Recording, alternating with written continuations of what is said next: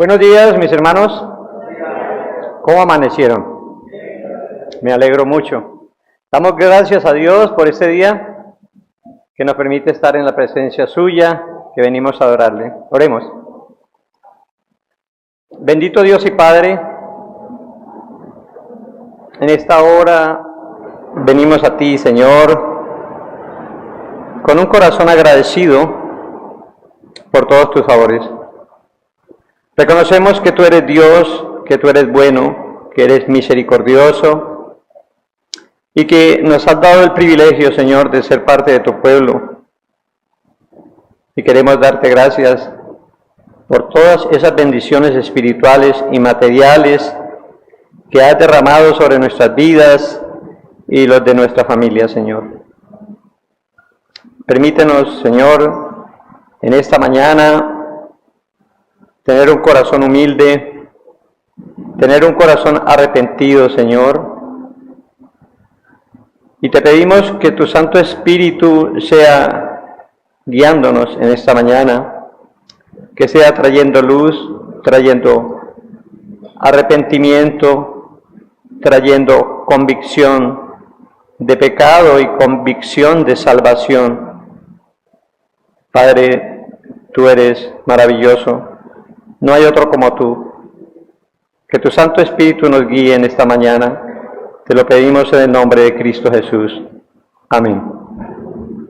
Bueno, mis hermanos, hoy me ha correspondido, digamos, llegar prácticamente a la meta final de la doctrina que estamos estudiando. ¿Alguno de ustedes recuerda cuál es la doctrina que estamos estudiando?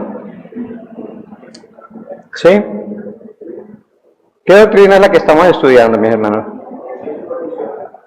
La elección incondicional, ¿verdad? Hemos visto ya, digamos, prácticamente todo lo que corresponde a la elección incondicional. Y me ha correspondido a mí dos puntos importantes. En primer lugar, voy a hacer un breve resumen de lo que ya hemos aprendido de la doctrina, y en segundo lugar voy a responder a la pregunta, una pregunta: ¿cómo saber si somos elegidos? Importante esa pregunta. ¿Cómo saber si somos elegidos? ¿Será que yo soy elegido? ¿Tengo esa seguridad?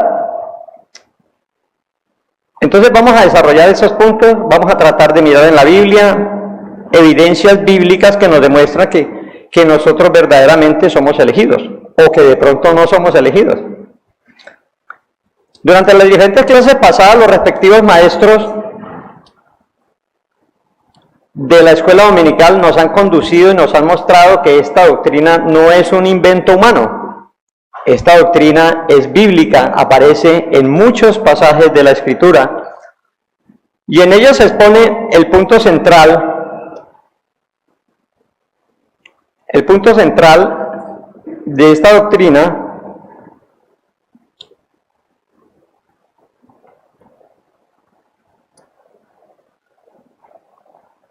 trata sobre lo que respecta a la salvación. Y la pregunta que nos responde esta doctrina es: ¿en qué contribuye el hombre para su salvación? ¿En qué? En nada, ¿verdad? Eso. O sea que sí han aprendido y que Dios ha hecho ha iluminado lo que dice su palabra, ¿no? Nos ha convencido de que no aportamos nada para ser salvos. Perdón, aquí que estoy como un poquito, como esta cosa no me quiere funcionar bien. En ella se expone la cuestión: ¿con qué contribuye el hombre para su salvación? La naturaleza humana presupone que la salvación es una obra mutua y cooperativa entre Dios y el hombre. El hombre pone su parte, y Dios corresponde con la gracia. ¿Es eso verdad? Yo pongo mi parte y entonces Dios corresponde salvándome, de manera que la gracia, siendo así, no sería soberana, dependería en parte de la voluntad de Dios, humana, algo que es totalmente errado. Esta doctrina es muy difícil de asimilar y es causa de repudio. ¿Por qué? Porque humilla el corazón del hombre al hacerle ver que no puede aportar absolutamente nada para salvación, para su elección, ni obras, ni méritos, ni nada. Toda esta elección nace de la soberana gracia divina y se llama elección incondicional. ¿Por qué? ¿Por qué se llama elección incondicional? Porque no hay ninguna condición, porque no hay ninguna cualidad digna o buena que Dios vea en el ser humano para que seamos elegidos, ¿verdad? Ni buenas obras, ni fe, ni arrepentimiento, ni sabiduría, ni inteligencia, nada. ¿Qué es lo que ve Dios en nosotros? Solo pecado, depravación, enemistad contra Él.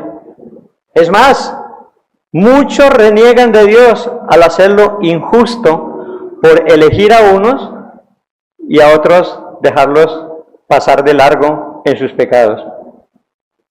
En resumen, el hombre no puede aportar absolutamente nada para ser elegido.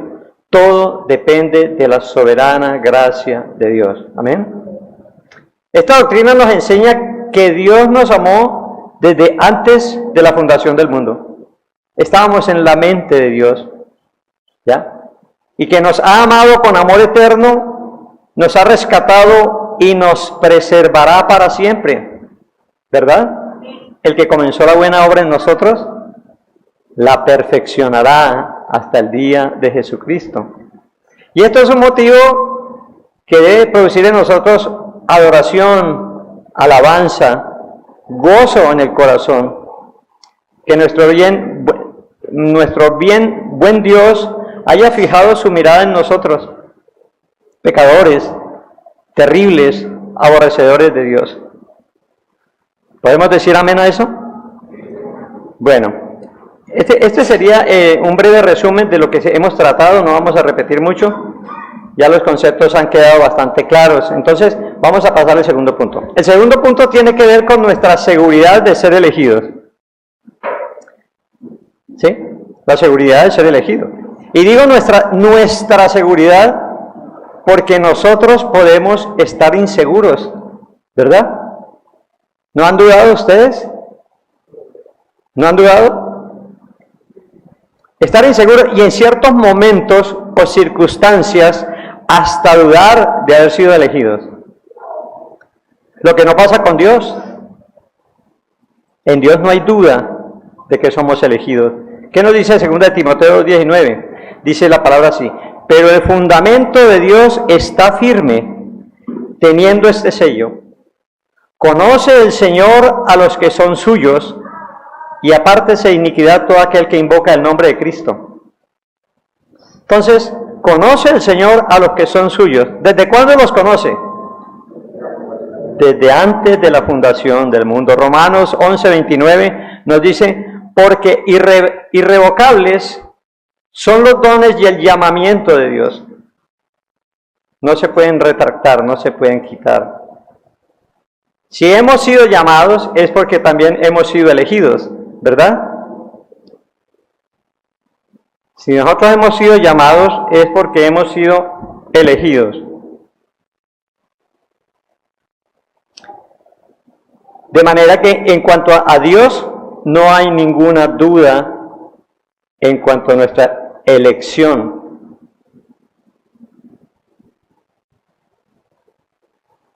Pero en cuanto a nosotros, nuestra fe muchas veces y en muchas ocasiones es frágil, débil, y en circunstancias difíciles nos inclinamos a dudar en cuanto a si somos o no hijos del Altísimo. ¿Es verdad?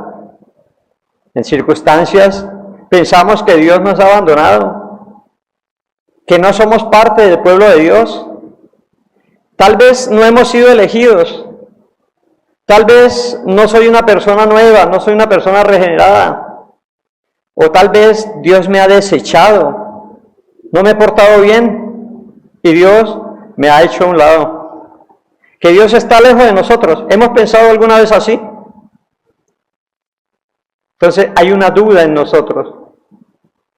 Pero ¿puede alguien o nosotros mismos estar seguros de que hemos sido elegidos para salvación? ¿Ustedes pueden estar seguros de que han sido elegidos para salvación? ¿Sí? ¿Hay pruebas en la Biblia de esto? ¿Podemos conocer si somos salvos o no? ¿Sí? Miremos lo que dice Pablo en Primera de Tesalonicenses. Vamos a ir a la carta.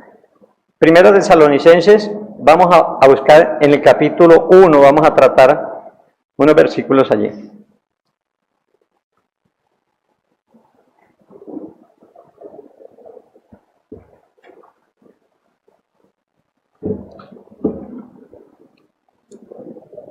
Dice el capítulo 1, 1 Tesalonicenses capítulo 1, del 1 al 4. Dice así, ¿ya lo encontraron? Dice así, Pablo, Silvano y Timoteo, a la iglesia de los tesalonicenses, en Dios Padre y en el Señor Jesucristo. Gracia y paz sean a vosotros de Dios nuestro Padre y del Señor Jesucristo. Damos siempre gracias a Dios por todos vosotros, haciendo memoria de vosotros en nuestras oraciones, acordándonos sin cesar delante de Dios y Padre nuestro de la obra de vuestra fe, del trabajo de vuestro amor y de vuestra constancia en la esperanza en nuestro Señor Jesucristo, porque conocemos, hermanos, amados de Dios, vuestra elección. ¿Porque qué? Conocemos. Pregunto, ¿quién o quiénes conocían de vuestra elección? ¿Quiénes? Según lo que dice allí. Pablo, Silvano o Silas, que es lo mismo, y Timoteo. Ellos conocían de vuestra salvación. ¿Pero cómo lo supieron? ¿Cómo supieron ellos que habían sido elegidos por el Señor? Que eran salvos. A recordar las 3 virtudes que ellos pudieron ver según el verso 3. ¿Qué nos dice el verso 3? ¿Cuáles son las 3 virtudes que ustedes pueden ver en el versículo 3? La obra de vuestra fe. ¿Qué más? El trabajo de vuestro amor y la constancia de la esperanza. Entonces vemos 3 virtudes capitales allí, que son la fe, el amor y la esperanza. La Nueva Versión Internacional dice, así los recordamos constantemente delante de nuestro Dios y Padre a causa de la obra realizada por su fe, el trabajo motivado por el amor y la constancia sostenida por su esperanza en nuestro Señor Jesucristo. Algo muy importante es entender que el Evangelio causa efectos en el corazón del ser humano, produciendo en el creyente fruto espiritual. Amén. Eso es lo importante del Evangelio. Lo más increíble es saber que cuando la palabra llega, impacta el corazón del hombre, como la roca y el martillo que destruyen el martillo que destruye la roca. La palabra de Dios penetra y causa efectos en nosotros, produciendo vida y produciendo una transformación de nuestro carácter. Debemos recordar que el inicio de la vida cristiana comienza ¿con qué? ¿Con cuál de esas virtudes que enumeramos? Con la fe, ¿no? Es lo que inicia nuestra vida cristiana, y la fe produce obras en el creyente, ¿sí? La fe no me salva. Me salva es la gracia de Dios a través de Cristo. Pero la fe es el vehículo que me lleva a aceptar a Cristo, a mirar a Cristo, a reconocer mi pecado y a arrepentirme. Todo es un don de Dios. La fe es un don de Dios, el arrepentimiento es un don de Dios, la iluminación que Dios da es un don de Dios. Y entonces cuando empieza la vida cristiana, esa persona es transformada es una nueva criatura, y esa persona empieza a dar fruto, o sea, produce obras. Ese fruto, ese carácter que se va perfeccionando al carácter de Cristo, debe producir buenas obras, como dice Santiago. Santiago, capítulo 2 del versículo en adelante, nos habla sobre la fe. Y concluye que la fe sin obras es una fe muerta. Él habla de la fe de Abraham, habla de la fe de Rahab, y habla de los campeones de la fe, y nos demuestra que una fe que no produce obras, una fe que no da fruto, es una fe falsa. Bien, entonces Pablo, Silas y Timoteo vieron que estas personas hacían obras basadas en la fe. ¿Obras de qué? De amor.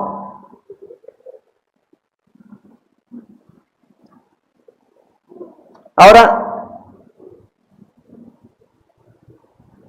pasemos al texto para mirar las obras de fe que hicieron y que fueron observadas por Pablo, Silvano y Timoteo.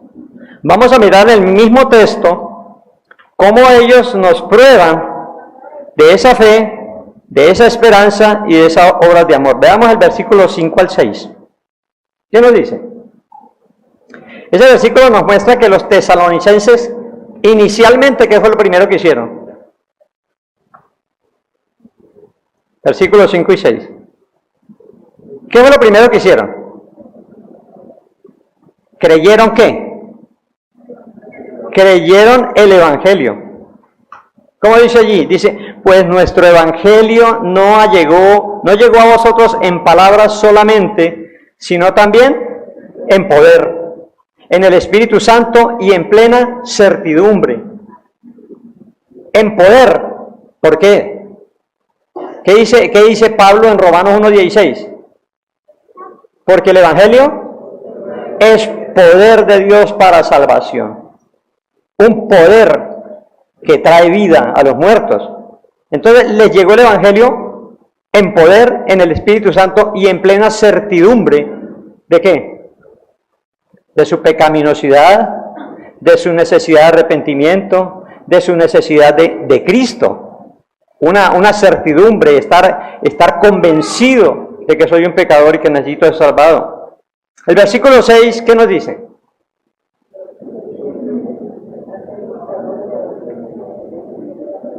¿Que eran qué? Eran imitadores de Cristo. Y vosotros vinisteis a ser imitadores de nosotros y del Señor, recibiendo la palabra en medio de gran tribulación con gozo del Espíritu Santo. Segunda obra, ¿verdad? Primero creyeron y segundo ¿qué? Imitadores. Su vida empezó a cambiar. ¿Qué más dice el versículo 8?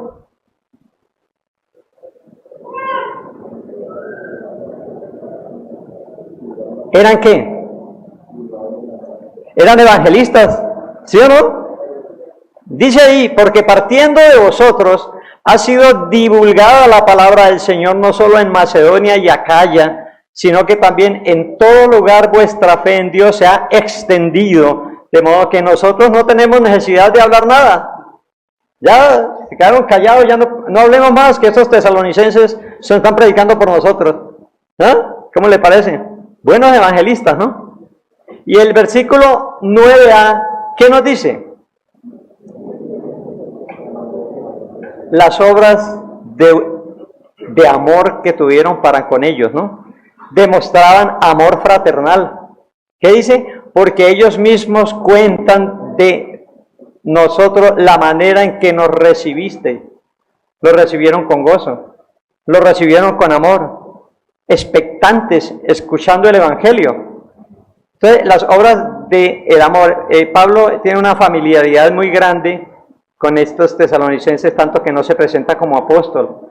En todas las cartas él dice yo, Pablo, apóstol, ¿no? Se presenta de una manera muy sencilla, como muy familiar, muy conocidos por ellos. Se convirtieron a Dios, otra obra, versículo 9b, verdaderamente se convirtieron al Dios vivo. Y dice la palabra, ¿y cómo os convertisteis de los ídolos a Dios para servir al Dios vivo y verdadero? ¿Hubo conversión? ¿Sí? En el versículo 10, ¿qué dicen?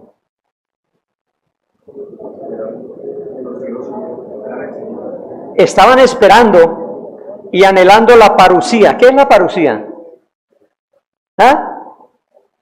La venida del Señor, ¿verdad?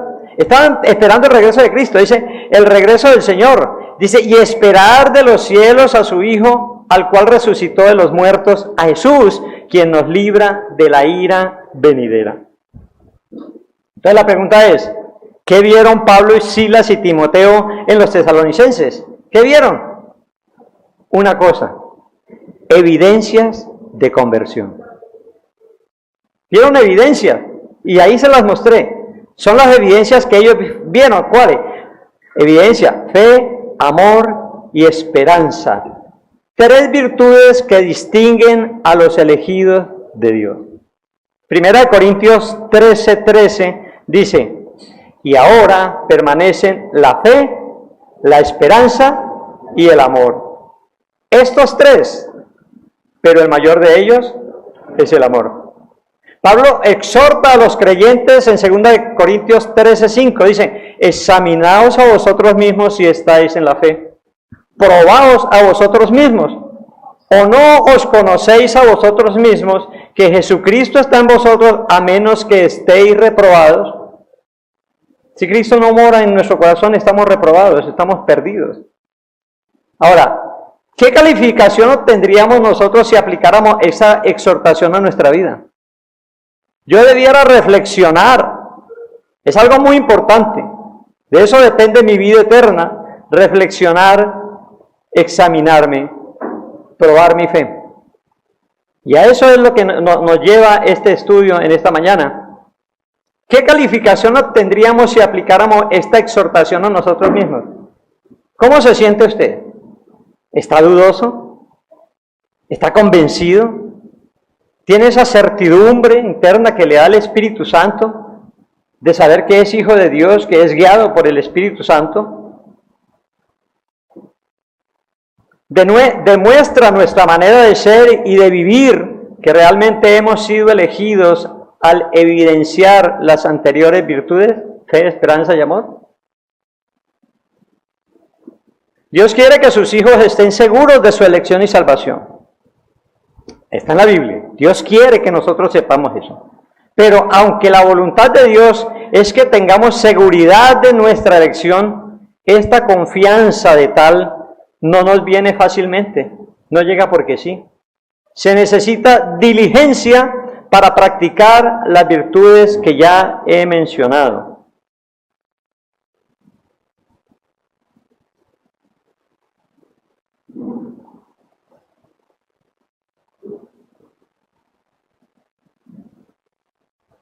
Referente a estas virtudes, miremos qué nos dice el apóstol Pedro en su segunda carta, capítulo 1, versículo 10. Vamos a mirar, el tiempo corre muy rápido y quiero enfatizar. Segunda carta de Pedro, capítulo 1, versículo 10. ¿Qué dice?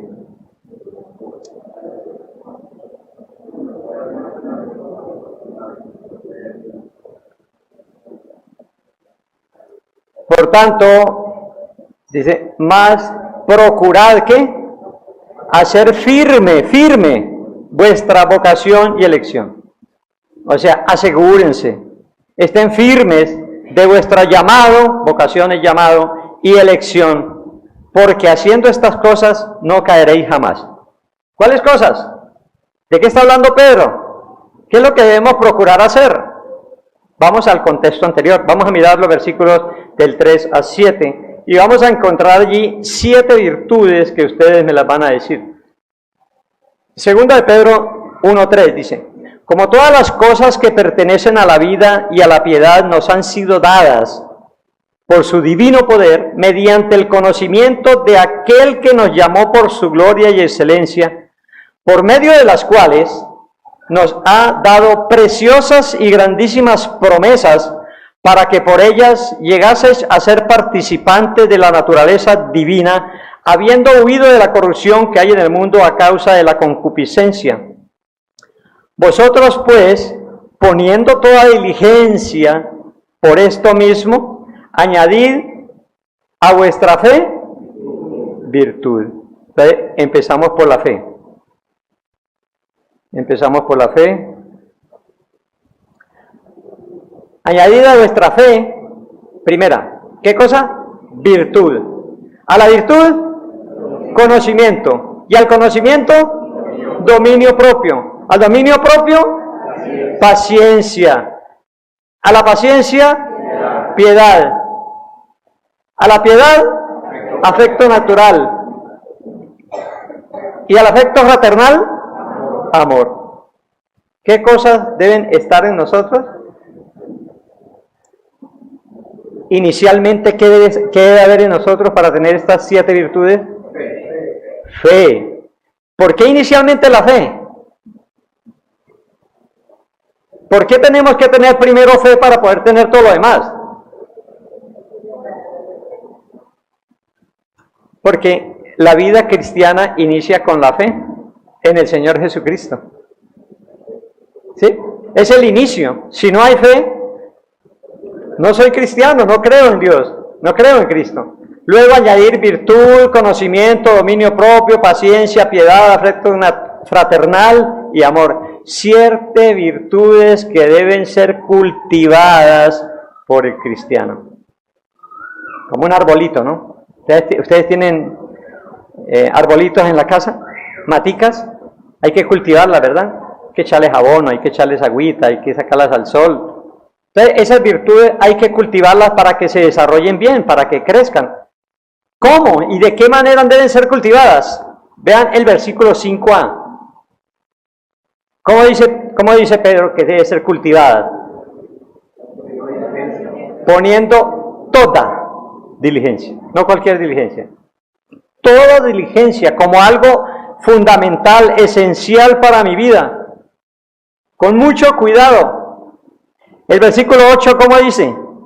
Que debe ser abundantemente para dar fruto. Dice, porque si estas cosas están en vosotros y abundan, no os dejará estar ociosos ni sin fruto en cuanto al conocimiento de nuestro Señor Jesucristo. Jamieson en su comentario dice, ociosos, cuando habla de ociosos, que no nos dejará estar ociosos, dice que se refiere como a un campo sin arar, un campo sin cultivar, un campo estéril y sin valor. No podemos estar como ese campo, sin arar, lleno de maleza, estéril.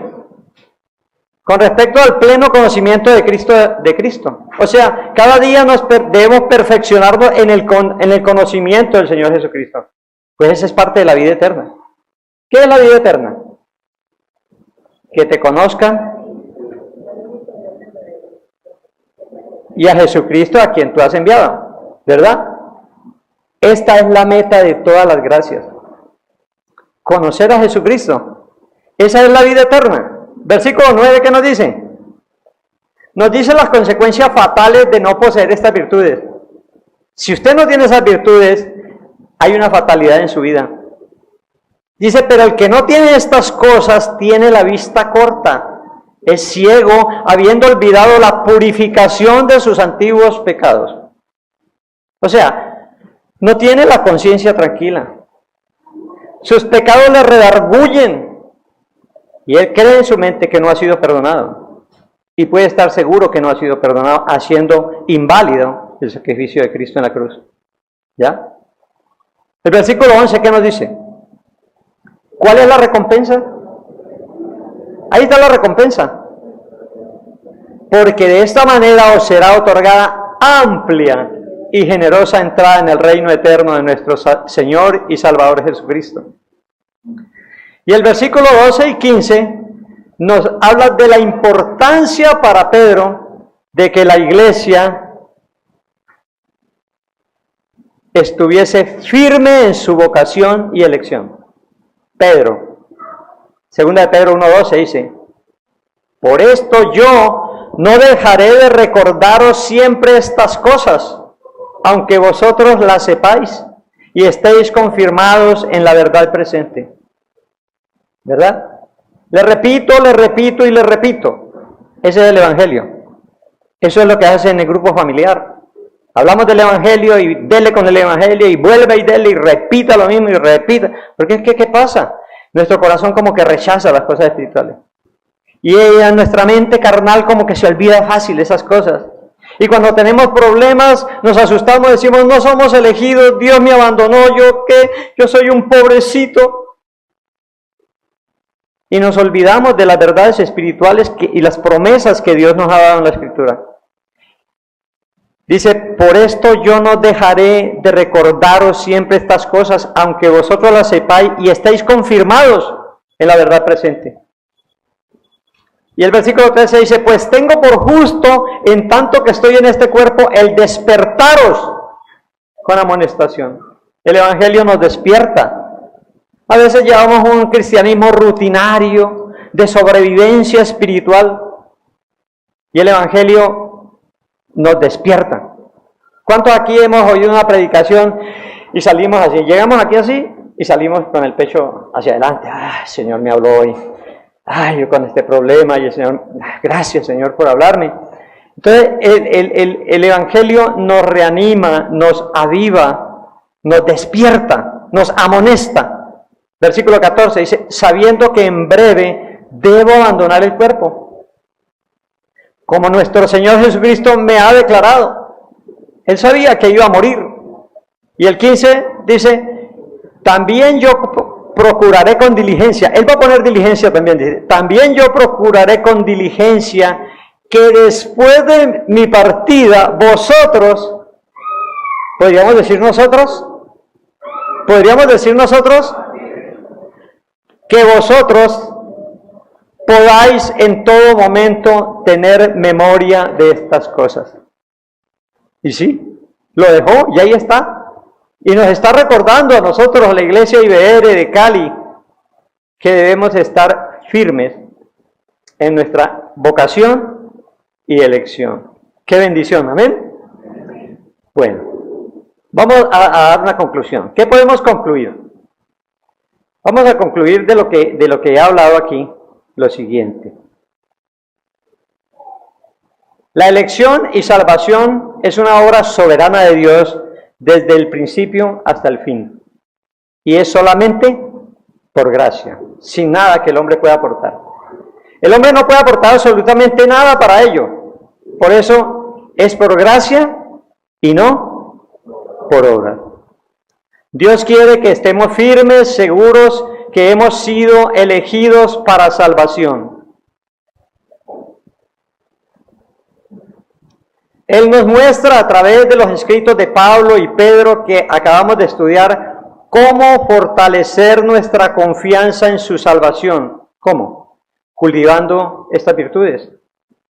Podemos ver en estos textos que Dios ha provisto la manera de afirmar nuestra fe en la elección, pero se hace necesario que el creyente sea diligente en sus deberes espirituales que Dios demanda y que solo por gracia se pueden alcanzar. Debemos estar confiados, gozosos y agradecidos porque podemos confiar en sus promesas, las promesas de nuestro Padre Celestial, quien ha prometido que no nos abandonará y que estará con nosotros hasta el fin del mundo, y nos ha provisto la manera de cómo permanecer en Él. Amén. Vamos a orar. Amantísimo Dios y Padre, te damos gracias porque tú nos hablas a través de tu palabra. Señor, tu deseo es que estemos firmes, que estemos seguros, convencidos de tu llamado y de tu elección. Que podamos entender que hemos sido amados con amor eterno desde antes de la fundación del mundo y que nada ni nadie nos podrá separar de tu amor. Que podemos estar confiados porque a pesar de nuestra infidelidad, de nuestra incapacidad, de nuestra pecaminosidad, tú sigues permaneciendo fiel. Tú eres fiel a tus promesas y se cumple lo que dijiste: cielo y tierra pasarán, pero mis palabras no pasarán. Señor, gracias por habernos amado inmerecidamente. Gracias por habernos elegido y por habernos llamado para formar parte de tu pueblo santo. Gracias, Señor, porque por tu amor y tu misericordia estamos hoy aquí, Señor, buscando tu rostro, trayendo alabanza y adoración a ti, que eres el Altísimo, el Todopoderoso, el Rey de Reyes y Señor de Señores. Padre, muchas gracias por este momento. Te pedimos que nos sigas guiando, que nos sigas dirigiendo en la continuidad de este culto de adoración. Te lo pedimos en el nombre de Cristo Jesús. Amén y amén.